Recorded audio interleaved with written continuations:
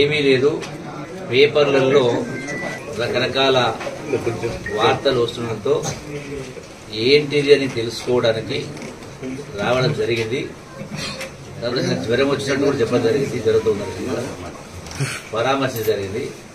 ఏంటిదంటే అసెంబ్లీలో కారిడార్లో పాత సంబంధాలు కాబట్టి టీఆర్ఎస్ కలిసినప్పుడు మామూలుగా పలకరించుకోవడం, పరామర్శించుకోవడం అనేది ఒక లక్షణం.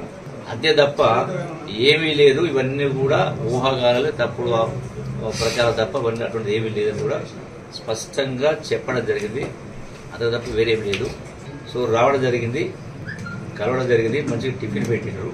తర్వాత వారందరూ ఇంకో ప్రధాన ఇష్యూ ఏంటంటే ఈ సాగునీటికి సంబంధించి గద్వాల నియోజకవర్గానికి సంబంధించి సాగునీటికి సంబంధించి ఈ రేలంపాడు రిజర్వాయర్ అవుతుందో వాస్తవంగా 4 TMCల కెపాసిటీ తోటి దాన్ని నిర్మాణం చేయడం. సరే రకరకాల కారణాలు ఏం జరిగిందో దాని అంటే కంప్లీట్ గా లీకేజ్ రావడం, సీపేజ్ రావడం, దాని మూలంగా 2 TMCల కంటే అసలు నింపే పరిస్థితి లేదు. ఇప్పుడు మొత్తం కంప్లీట్ చాలా చోట్ల విపరీతంగా డ్యామేజ్ అయ్యి అది మొత్తం లీకేజ్ అవుతా ఉంది.